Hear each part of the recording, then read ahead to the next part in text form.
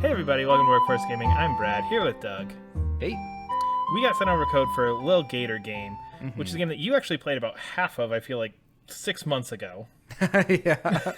Well, And not that long ago, but I was on anytime the only time I dust off my Switch is if I'm on a plane. So Yeah. I had to go find my Switch, and then I was like, oh, Little Gator Game. I heard about this one, and then installed that for my plane ride. yeah, and then we got a code for it, so I played it through the code and I finished it up. But this is just kind of one of those small little indie games that kind of pops up here and there. It doesn't have, your Hades giant following, but it's one of those things that enough people have kind of, I feel like, mentioned here and there that I was really interested in it. And basically what this game is you are a little gator and you're playing a game on this island with your friends. It's very much a just kind of relaxing, wander around, find some people, talk to some people. No game over, no real wrong direction. You can meander as much as you like. The quest structure is very much just kind of like, go find your friends. And that's what it is. I think kind of a short hike is the other game that comes to mind. Yeah. If you've played that one, you kind of have a sense of what this is. I think this has in my mind a little bit more personality to it than a short hike did. I think it's just like so the thing about the setup of this game, like you play like essentially like maybe a 6 or 7 year old. I think in a short hike you play maybe a teenager. So I really love the setup for this game because it plays a lot more into the whole concept of the game. Is this little gator is trying to get his sister to pay attention to him. So he goes on and he's like basically on a quest to make the most awesome play set, basically like this sort of like play area that he invites all these people to build this cool play area so his sister will pay attention to him and play with him. But I really like because something that can see the game is that not all these kids are playing the same game, which I really love.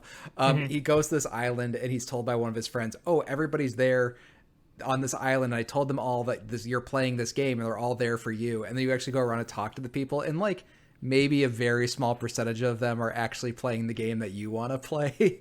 And all of them are kind of doing their own thing, being kids. Like some kids are being like too cool to play the game. Some kids are like really into it, but maybe they want to play a different game. So like every conversation is like you're trying to figure out, do these kids even know what game I'm playing? And then if not, then like how do I kind of like placate them to help me play my game, which I thought was really fun. Yeah, because ultimately your objective is to convince your 3 best friends to come back and build this giant play world thing. So like when you go to the one, they're like, no, we're playing. I don't remember what they're playing, but you're like, well, we could have a restaurant in my giant fort, and that's kind of like what you're doing. So they come and they build like this like restaurant, and it's very neat how everything kind of ties together into this central theme of a game while very much being its own piece in each area. And then as you're going through, there's all these random other kids on the island that like do like just have the most random things going on. You're like, oh yeah, come play with us. There's one where it's like, oh yeah, you have to go hit the pirates, and there's like cardboard pirates that you knock down. It's like, you saved me from the pirates, I'll come play with you. Like it's this very imaginative game in terms of how they connect all of these pieces back to our main quest. The one thing that really stuck out to me is all the Zelda references in this. Which I think is cool. Like it's constant Zelda references left and right. And I think the thing that's like really fun is that the reason he's doing this is because when he and his sister were little, they talk about Zelda in every way, like literally Zelda without actually saying Zelda. Because I think the game opens with them as younger kids looking at a player's guide for Ocarina of Time or something like that. And they never say it or anything like that. But yeah, I really like that. And then I think they ask you, what'd you put your hero name? Because you can change your character's name. What was your hero name in the opening? I was just curious. Brad. Oh no. I'm that guy. Sorry. I did Lincoln and did like Link because I figured if he was like a little kid who liked Link and maybe his name was Lincoln, he would do that to be his hero name. I was like playing into the character. So you're okay, never mind. Unless it is very clearly that there is a canon name for this character, it's just I don't got time for this shit, Brad. That's really funny. It's my same thing with character creator, just bleh, done. That's funny. But I do like the Zelda stuff. Yes, but the Zelda stuff's really cool. So again, a lot of it plays that way where it's like, oh, I need you to go rescue this thing. I need you to go get me the sword of something. The whole intro of the game is you like need to go and find the sword and find the hat and find the shield. And it's very Zelda to get you kicked off into this.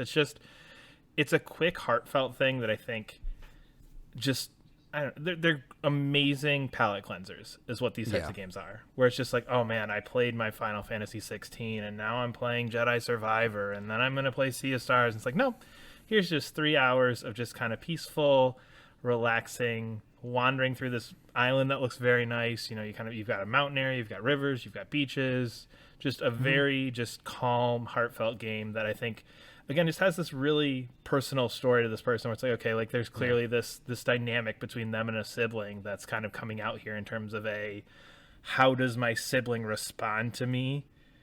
Yeah. And then especially once you get to the ending, a little bit of like, okay, what does that response actually mean from their perspective? And it's a very cool, the ending, I thought the ending was very interesting just in the way that it's like, okay, your little 6 or 7 year old Gator is very much perceiving what's happening from his big sis like way different than what actually is, and it's just it's a really cool play on that.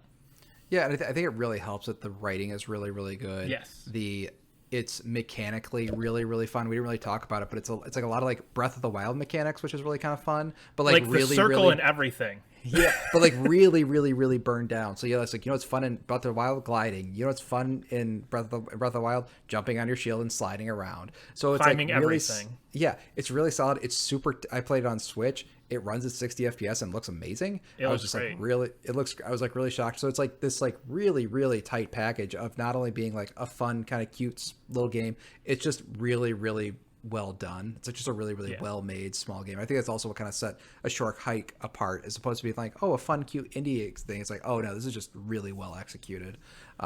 So yeah, you get like really warm fuzzies, but it's like, oh, actually that was a pretty good game too. And then in terms of gameplay, I think it almost takes me back to kind of the like Tearaway vibe, where it's just like, oh no, it's just you're just knocking down, like, this kid drew monsters and you swing your like stick at the monsters and that he drew up, and oh yeah, this kid drew a pirate ship and you got to go like jump, like take out it's all cute. There's like a currency in it that's like just scraps of paper that these kids are obviously using to build this. It's just that some people acknowledge and some people don't. Some people be like, oh yes, scraps, and they'll be like, why are you giving me this? I need money.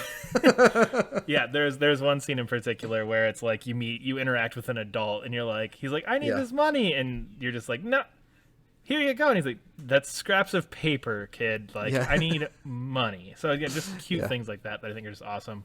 Just a very simple, straightforward game that I think is worth your time, especially if you've just been playing all these big, amazing 2023 releases. This is just a really, really solid game to kind of go, I'm going to take a day. I'm going to take 2 days and just chill with Lil Gator Game. But we are Workforce Gaming. Put out new videos every Monday. Subscribe to our channel. Leave a comment below. We will see you later. Bye.